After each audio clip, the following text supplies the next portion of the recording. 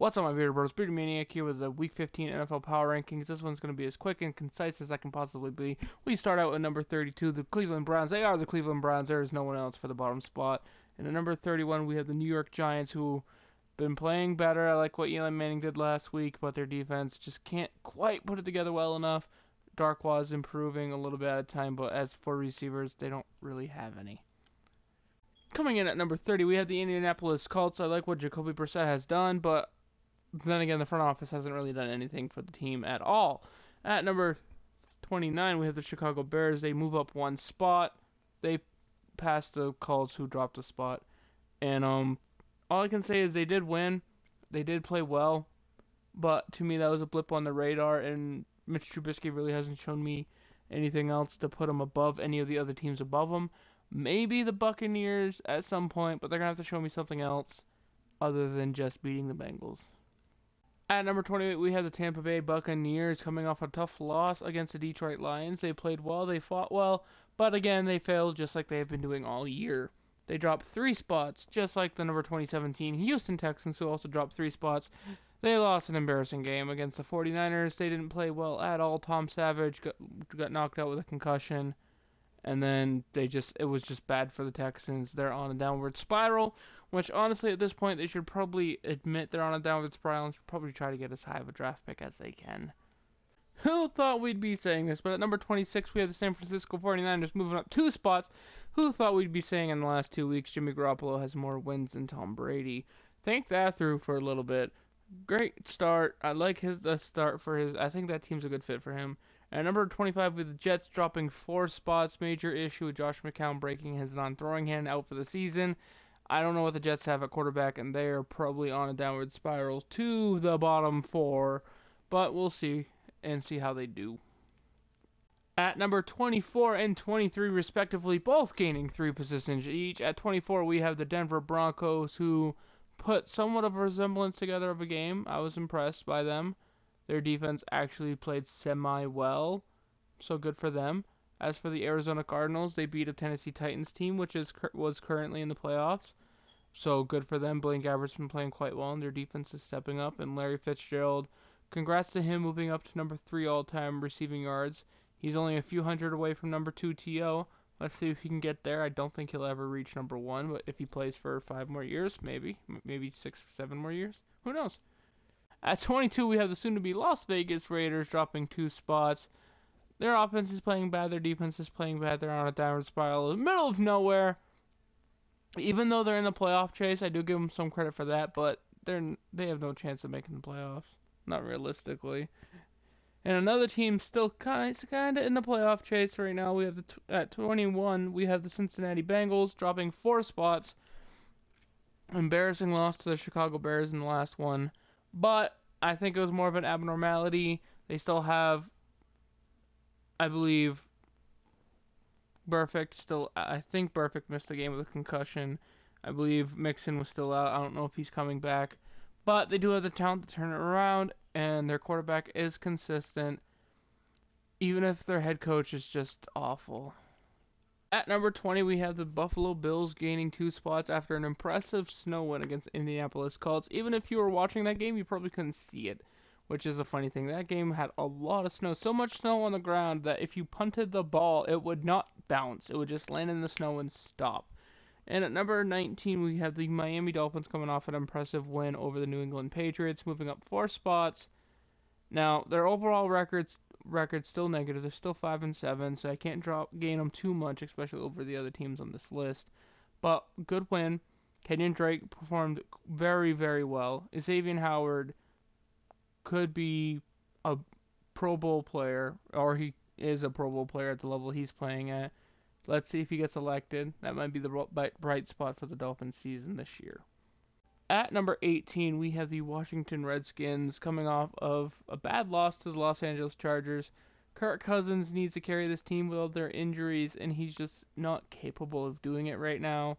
So they do drop in the bottom half of the league. And at number 17, with the Kansas City Chiefs coming off a good win against the Raiders. But as I specifically just stated, it was against the Raiders. They do have a chance to take control of the division this week if they beat the Los Angeles Chargers, but we'll see if that can happen. At At number 16, we have the Green Bay Packers gaining 3 spots with the return of Aaron Rodgers coming off a very close win against the Cleveland Browns. That's not why they're gaining here. They're gaining just solely based on the fact that Aaron Rodgers is now back. Now, they were down 21-7 against the Cleveland Browns, so if Aaron Rodgers was still out, I probably would have dropped him a little bit, but he's back. Bright spot. Speaking of returns, Dallas Cowboys gained 1 spot to number 15 after a good win against the Giants. Ezekiel Elliott comes back not this week, but the week after against the Seattle Seahawks. So the Cowboy season could be saved. Both of these teams are in the wild card playoff hunt, and they're really close to capturing that wild card. They just need things to go just their way, and they could sneak in. They could both sneak in. Who knows? Who knows? Speaking of wild card teams, we have at number 14 Tennessee Titans dropping 2 spots after a tough loss to the Arizona Cardinals. Marcus Mariota, I believe, is hampered. I do like the running game and the offensive line of the Tennessee Titans, and I hope they do step up. Their defense is quite capable, but they do hold, I believe, the 5th seed in the AFC right now.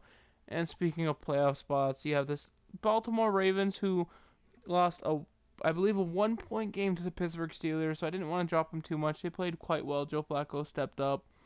Couldn't quite do it, but gotta give them some credit. They definitely played a lot better than the Titans, and I believe they do hold the 6th seed, or either that or they are really close to holding the 6th seed. Detroit Lions coming off a tough win against the Tampa Bay Buccaneers, move up 2 spots for me. For me, this was more of a spot that they won and played well, so I gave them the edge over the Titans and the Ravens right now. But Matthew Stafford, I believe, is still hampered with an injured hand, so we'll see how much that affects him. And as for the Atlanta Falcons, I kept them at number 11. They had a good win over the Saints, but seeing the teams that are ahead of them, even against a win against the Saints, I can't really move them up anymore until they snag a playoff spot if they can, or possibly snag the division if things fall their way. It's just really neck and neck up top, and it's kind of hard to crack it. At number 10, we have the Los Angeles Chargers. Really good football team, playing really well, making a playoff push. Not much more to say about that. Then number 9, we have the Seattle Seahawks, dropping 2 spots after a tough loss to the Jacksonville Jaguars. I think they got simply outplayed. They were up against a defense that contained the craftiness, I guess you could say, of their offense. They contained Russell Wilson just enough, forced him into some mistakes. I believe he had 3 interceptions, and it was a good game. He did have 3 touchdowns as well. Seahawks definitely are a playoff contender right now, but if their defense stays as unhealthy as they are, it is a cause for concern for me. At number 8, we have the Jacksonville Jaguars, as I just stated, coming off a good, impressive win against the Seattle Seahawks.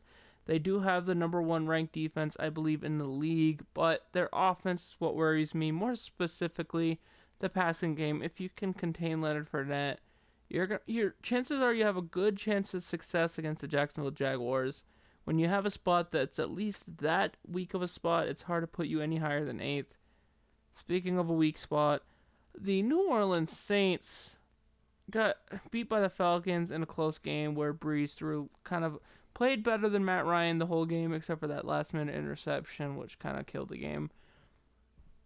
Good quarterback, good receivers, good running back. I think the weak point of the Saints' defense currently is their defensive line due to most of the injuries.